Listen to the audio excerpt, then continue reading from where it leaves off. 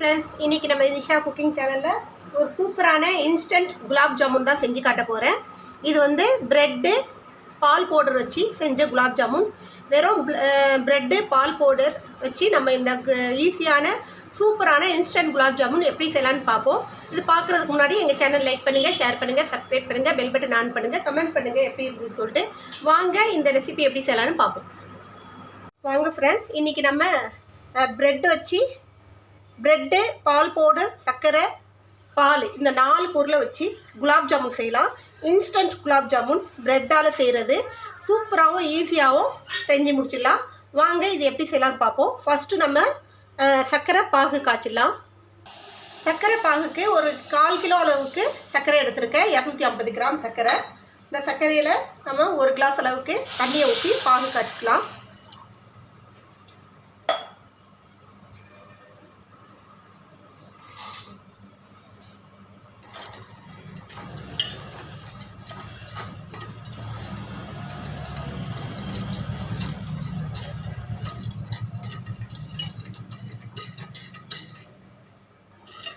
சர்க்கரை நல்லா கரைஞ்சிருச்சு. இது சர்க்கரை பாகு வர வரைக்கும், பாகுனா கம்பி பாகெல்லாம் வர தேவையில்லை, நல்லா கரைஞ்சி கொதித்து வரணும் போதும். நம்ம வந்து குலாப் ஜாமுனுக்கு எந்த அளவுக்கு நம்ம பாகு செய்வோமோ, எந்த திக்னஸில் செய்வோமோ அந்த அளவுக்கு பாகு காய்ச்சிக்கலாம். ஸோ இப்போ கொஞ்சம் இது கொதிக்கிட்டோம், அதுக்குள்ளே நம்ம அடுத்த ப்ராசஸ் பண்ணலாம். இப்போ இந்த ப்ரெட்டில் உள்ள நமக்கு எந்த அளவுக்கு குலாப் ஜாமுன் வேணுமோ அந்த அளவுக்கு ப்ரெட் எடுத்தால் போதும். ப்ரெட்டு நீங்கள் எது வேணாலும் எடுத்துக்கோங்க. மில்க் பிரெட் எடுத்தாலும் ஓகே, இல்லை வீட் ப்ரெட் எடுத்தாலும் ஓகே. நான் வீட் தான் எடுத்திருக்கேன். இப்போ இதில் ஓரங்களை கட் பண்ணிக்கலாம். இது நமக்கு வேணாம், இது வந்து வேஸ்ட் பண்ண வேணாம். இதை நீங்கள் அப்படியே ஒரு மிக்ஸி ஜாரில் போட்டு அரைச்சி ப்ரெட் கேம்ப் பண்ணி வச்சுக்கலாம். அடுத்து ஏதாவது நம்ம ரெசிபி செய்யும்போது அதுக்கு ப்ரெட் கிராம் தேவைப்படும் போது இதை யூஸ் பண்ணிக்கலாம். இப்போ இதை நம்ம அரைச்சிட்டு வந்துடலாம்.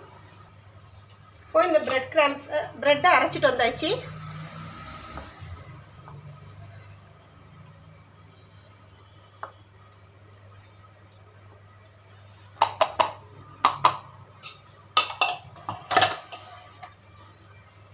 இப்போ இதில் இந்த பால் பவுடர் ஒரு 100 கிராம் அளவுக்கு எடுத்திருக்கேன். 7 ப்ரெட் எடுத்தேன், அதுக்கு 100 கிராம் அளவுக்கு பால் பவுடர் எடுத்திருக்கேன். ஒரு கொஞ்சமாக லைட்டாக ஏலக்காய் கொஞ்சோண்டு போட்டுக்கலாம்.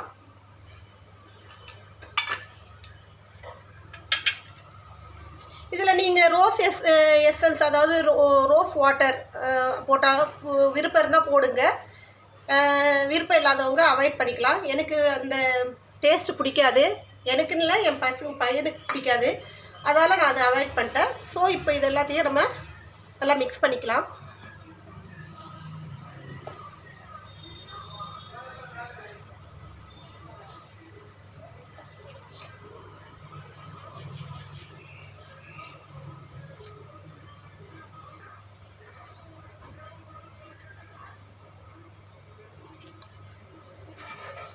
இப்போ பால் இதுக்கு வந்து இந்த அளவுக்கு பால் தேவைப்படாது, கொஞ்சமாக லைட்டாக தெளித்து நம்ம வந்து பிசையணும்.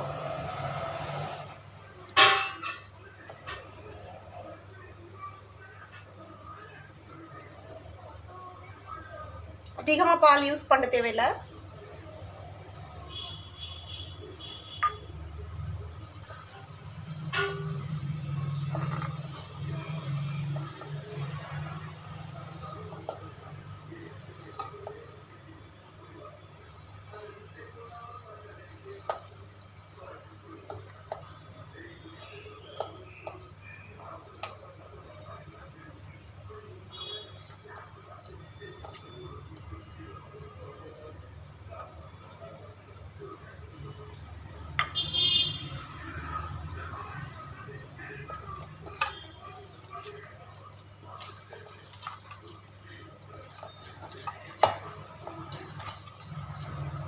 நல்லா சாஃப்டாக பிசையணும், கொஞ்சம் ஹார்டாக இருக்கும். பால் நம்ம வந்து லைட்டாக தெளித்து அதை நம்ம பிசைய ப்ரெட் இல்லையா, பால் நல்லா உரிய ஆரம்பிக்கும்,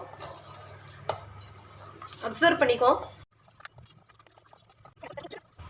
அவ்வளோதான், ஒரு 2 மினிட்ஸ் அப்படியே ஊறட்டும். பால் அப்படியே இருக்குது பாருங்கள், கொஞ்சமாக தான் யூஸ் ஆயிடுச்சு. ஸோ இதே போல் ஒரு டோ பண்ணி வச்சுடுங்க. அடுத்த ப்ராசஸ் என்னென்னு பார்ப்போம். போய் இந்த 2 நிமிஷம் கழித்து இந்த டோவை மறுபடியும் ஒரு தடவை நல்லா பிசைஞ்சிட்டு இதுலேருந்து குட்டி குட்டியாக நம்ம பால் செய்யலாம்.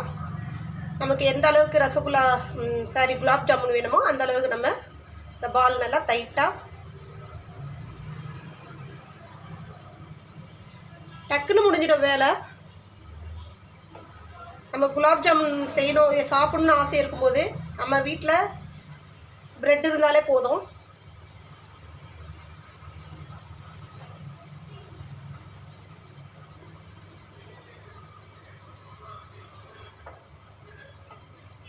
பால் பவுடருக்கு பதிலாக மைதா கூட யூஸ் பண்ணலாம்.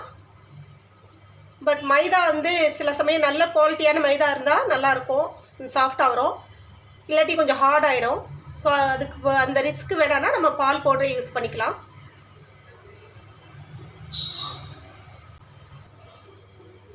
இதே போல் எல்லா பால்ஸும் செஞ்சுக்கலாம். இப்போ இந்த பாகு நல்லா கொதிச்சு இந்த அளவுக்கு திக்காயிடுச்சு. கம்பி பதெல்லாம் கிடையாது, இந்த அளவுக்கு இருந்தால் போதும். நம்ம இந்த கரண்டியில் எடுத்தால் இந்த அளவுக்கு இருந்தால் போதும், ரொம்ப திக்காக ஆகணும்னு அவசியம் இல்லை. அடுப்பில் பேன் வச்சு சமையல் எண்ணெயை ஊற்றிக்கலாம். ஸோ குலாப் ஜாமுன் பொரிக்கிறதுக்கு இப்போ எனக்கு வந்து ஒரு 7 ப்ரெட்டு 100 கிராம் அளவுக்கு பால் பவுடரில் 12 பால் வந்துச்சு. 13 பால் வந்திருக்கு.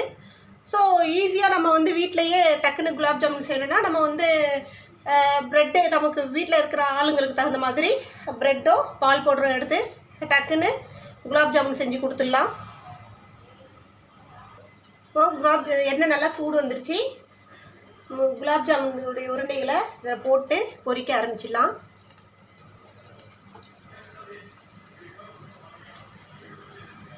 இந்த சர்க்கரை பாகு இருக்கு இல்லைங்களா, நம்ம இது ஜீரா, அது வந்து பக்கத்தில் ஒரு ஸ்டவ்வில் வந்து கொஞ்சம் சூடாகவே ஆன்லேயே வைங்க. ஸ்டவ் கொஞ்சம் அது சூடாகவே இருக்கணும், ஸ்லிம்மில் வச்சுருங்க. சுட சுட ஜீரா இருக்கும்போது டக்குன்னு ஊறிடும்.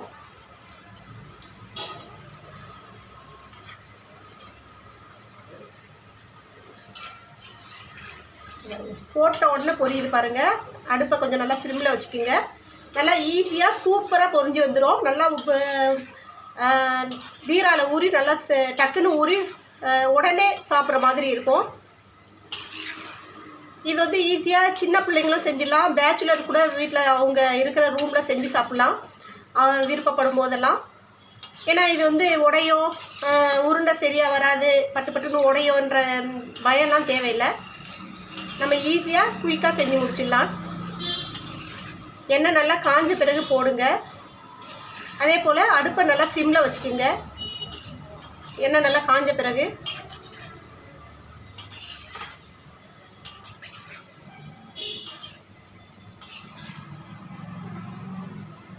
இதுக்கு என்னென்னா உள்ள வரைக்கும் குலாப் ஜாமுன் வந்து வேகாமல் இருக்கும் நம்ம மாவில் செஞ்சோன்னா.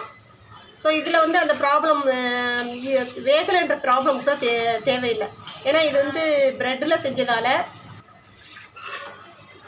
இதோ பாருங்கள் டக்குன்னு உள்ள வரைக்கும் அது வெந்துடும். நம்ம வந்து உள்ள வரைக்கும் வேகலைன்னு சொல்கிற பயமே இருக்க தேவையில்லை. இது அப்படியே நம்ம ஜீராவில் போட்டுக்கலாம்.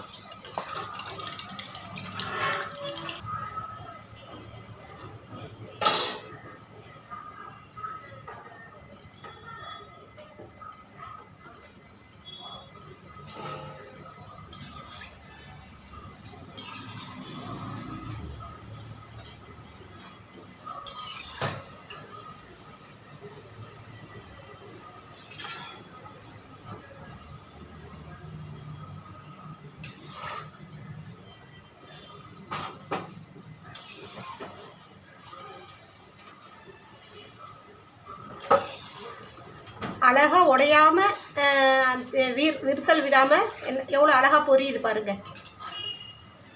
இதை வந்து சின்ன பசங்க கூட ஈஸியாக செஞ்சிடலாம்.